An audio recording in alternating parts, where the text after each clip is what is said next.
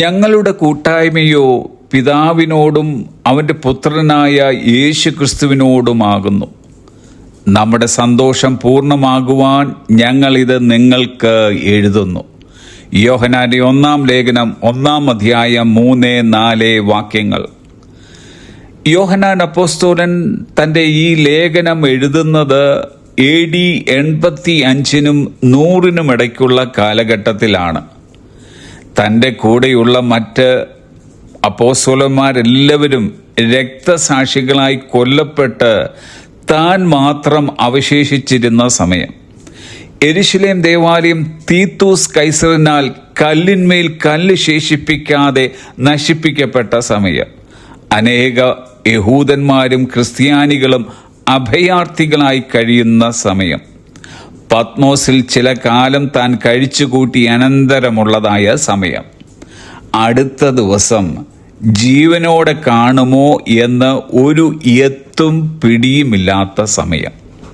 അങ്ങനെ എങ്ങും അരക്ഷിതാവസ്ഥ മാത്രം തളം കെട്ടി നിന്ന ആ സമയത്ത് താൻ അനുഭവിച്ചതായ സന്തോഷത്തിൻ്റെ പൂർണ്ണത ദൈവസഭയ്ക്ക് കൈമാറുകയാണ്. യോഹന്നാൻ അപ്പോസ്തലൻ ദൈവസഭയ്ക്ക് കൈമാറിയ സന്തോഷത്തിൻ്റെ ഉദ്ഭവം പിതാവിനോടും അവൻ്റെ പുത്രനായ യേശു ക്രിസ്തുവിനോടും വെച്ചു പുലർത്തിയ കൂട്ടായ്മയിൽ നിന്നായിരുന്നു.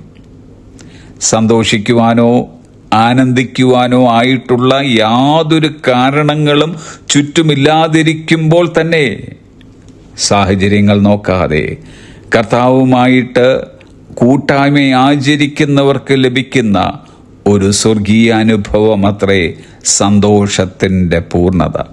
16-ാം സങ്കീർത്തനം 11-ാം വാക്യം. നിന്റെ സന്നിധിയിൽ സന്തോഷപരിപൂർണതയും നിന്റെ വലത്ത് ഭാഗത്ത് എന്നും പ്രമോദങ്ങളുമുണ്ട്. നമ്മുടെ പുറമേയുള്ള സാഹചര്യങ്ങൾ അനുകൂലമല്ല എങ്കിലും, നമ്മുടെ പുറമേയുള്ള മനുഷ്യൻ നാൾക്കുനാൾ ക്ഷീണിക്കുന്നുണ്ടെങ്കിലും, അകമയുള്ള മനുഷ്യൻ നാൾക്കുനാൾ പുതുക്കം പ്രാപിച്ചുകൊണ്ടിരിക്കുന്നു. കാരണം കർത്താവുമായുള്ള നമ്മുടെ കൂട്ടായ്മയാണ്. ആ കൂട്ടായ്മ നമുക്ക് സമ്മാനിക്കുന്നതോ സന്തോഷത്തിൻ്റെ പൂർണ്ണത. ആരോ ഒരാൾ പറഞ്ഞതത്രേ, if you have no joy there is a leak in your Christianity somewhere. നിങ്ങൾക്ക് സന്തോഷമില്ലെങ്കിൽ നിങ്ങളുടെ ക്രിസ്തീയ ജീവിതത്തിൽ എവിടെയെങ്കിലും ചോർച്ചയുണ്ട്. ഈ ചോർച്ചയ്ക്ക് തടയിടേണ്ട ഉത്തരവാദിത്തം നമ്മുടേതാണ്. അതിനായി പിതാവിനോടും അവൻ്റെ പുത്രനായ യേശു ക്രിസ്തുവിൻ്റെ കൂട്ടായ്മയിലേക്കും നമുക്ക് മടങ്ങി വരാം. Have A blessed day.